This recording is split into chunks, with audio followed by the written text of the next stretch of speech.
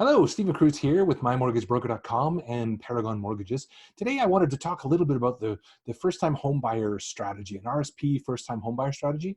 I wanted to go through the details of the program and how a first-time homebuyer can take advantage of this, because it's a really great advantage. And I've noticed lately that for some clients, they start saving in tax-free savings accounts instead of in their RSPs, and they can get a great advantage by switching things around and stuff like that. So let me share my screen and we can review some of these strategies. All right, here we are. So the RSP first-time home buyer strategy. Basically, if you are a first-time home buyer, you can take advantage of this. And I'm going to talk a little bit about the two programs available to first-time home buyers.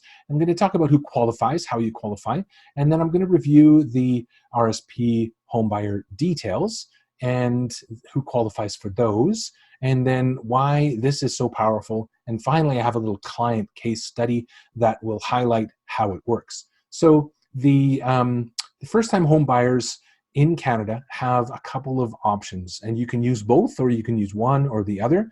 So both of these programs are available to you. And the home buyer incentive is the first program that was created in 2011, and it's basically a government equity participation program.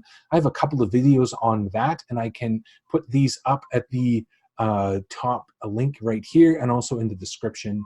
RSP home buyer plan. So what is it? You can draw up to $35,000 from your RSP to use towards the purchase of your house.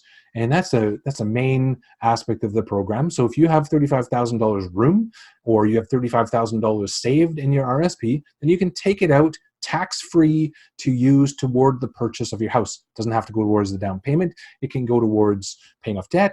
It can go towards the down payment. It can go towards closing costs. It can go towards anything you want, but you can only do it when you purchase your house, your first house. You must pay the money back over 15 years. So you would take the $35,000, divide by 15, and you would pay back that amount every single year back into your RSP. When you first contribute, you get a tax refund for putting the money in. And then when you take it out under the homebuyer plan, you don't get any taxes taken off. So when you replenish that RSP money, you don't get to get a refund again. So you're just replenishing the money you took out. You have to have the money in the RSP a minimum 90 days, and you can withdraw a number of times per year. This works if you're purchasing, say, with a builder, and in January they need a deposit, and in November they need the down payment. So you can take some of the money out in January to form the deposit with the builder, and then in December or November of the same calendar year, you can withdraw more money towards the down payment. So you can make multiple withdrawals in 1 year, so that is possible. One other factor, you're allowed to withdraw up to 30 days after your possession date. So if you moved into your house and you hadn't used the full $35,000 and you realized you had some extra expenses that you didn't think about or didn't realize or whatever, you still have an opportunity within 30 days after purchasing your house to take the rest of what's available out. So those are the main rules, main criteria for this first-time home buyer plan.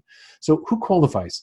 First-time home buyers. And if you're a first-time home buyer, if you've never owned a house before, you're a first-time home buyer. If you've owned a house before, you could be considered a first-time home buyer again if you have not owned a home for 5 calendar years. So I have had some clients who purchased under the first-time home buyer program, who sold their house after 5 years, moved somewhere else, came back again. It was 5 years later, they want to buy again. One of the key criteria, if you are purchasing your second home and you use the program again, you have to pay all the money back before you can draw it out again. So as long as you've paid all the funds back that you used the first time, you can do it again. If you've never used the program before, you're considered a first-time home buyer again, you get to use the program again. So that's how that works. Why is this strategy so powerful? This strategy is powerful because you can grow your down payment substantially very quickly. And I see clients getting 20, 40, 50% return on investment when I show them how to take advantage of this program. So it's just from shuffling money around often will help you to grow your down payment without you even trying anything. So it's really a great program for helping you to grow your down payment and just getting some extra cash, even if you don't need to grow your down payment. This is the only time you can do it is once when you're a first-time home buyer, so why not take advantage of it? The best time to do it is January and February of the year, because your income taxes, you'll get a refund on your income tax when you put money into your RSP. You're allowed to put money into your RSP until the end of February, sometimes into the 1st of March, typically till the end of February. And you will get your tax refund in April, but you can still take advantage of the program throughout the year. You just wait for the money from your tax refund until the following year. So you won't get that money back until April when you file your income tax return. Here's a client case study. I have a first-time home buyer. His name is Jerry. He earns about $90,000 a year. He has RSP contribution room of $30,000. That's all he has. And he has savings of $20,000. And like many millennials, many clients nowadays, I find that people saving their money in their tax-free savings account. And this is what he's done. So he's put the money into his tax-free savings account. He's got 20 grand there. His parents were going to match his down payment. So whatever he saved, whatever he had, they were going to match. He told me this. He's looking to purchase a house for $400,000. And so what I suggested is he can take advantage of the RSP homebuyer plan and grow this down payment a little bit so he has some extra funds for an emergency fund or for whatever. So he takes the $20,000, transfers from his tax-free savings account, transfers it into his RSP. That's allowed.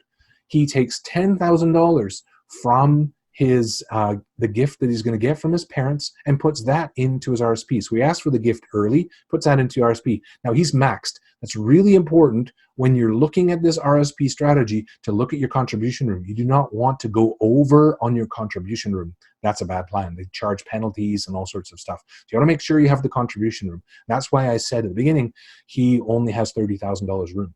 So you transfer this in, $10,000 in. So now he's got $30,000 and he's going to get a tax receipt to apply to his income when he files his income tax return for this year. And he's going to get a tax refund.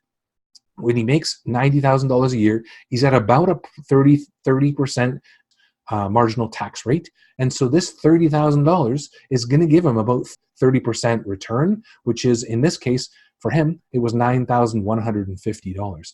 So by shuffling some money around, he turned a $40,000 effective deposit. He turned his $20,000 investment into a $39,000 or a $29,000 investment. So that's a fantastic return on investment, 30% on $20,000. And now he has the 20 of his own. He has 20 from his parents, and he's got a $9,000 tax refund. So now he's got almost $50,000 to put towards the house. He planned on using the money and just putting it in an emergency fund to cover some moving costs, to cover some fixes, and to buy some stuff for his house. So that was great. So he wasn't using up all of his potential savings to just purchase this house. So if you are a first-time home buyer, or you know first-time home buyers, this is a fantastic strategy. Make sure you take advantage of the programs that are available to you. Lots of clients who do a lot of research online or go and start buying homes and haven't found out what all of the programs are available. A lot of times the guy at your local branch doesn't always tell you these things. So it's really important to know. The money's better in your pocket than it is in the government's, I have to say. So if you wanted to find out what you qualify for, you want to connect with me, I have some tools on my website at mymortgagebroker.com/calculators. And so when you open up my website, there's a little, there's this little banner at the top. You just click on calculators, and then there's 3 calculators in there. 2 of them will help you figure out how much you qualify for. One of them shows a little bit about the home buyer incentive and how that works, what you could potentially qualify for there. And if you have any questions, please feel free to connect with me on the comments below, or you can connect through my website. And if you like the information that I had in this video, please press the subscribe button, press the like if you want to see more, and the like really helps me out. So if you press like, that's fantastic, really helps me out. And thank you very much. If you have any questions, please comment below and I will help you out. Have a great day.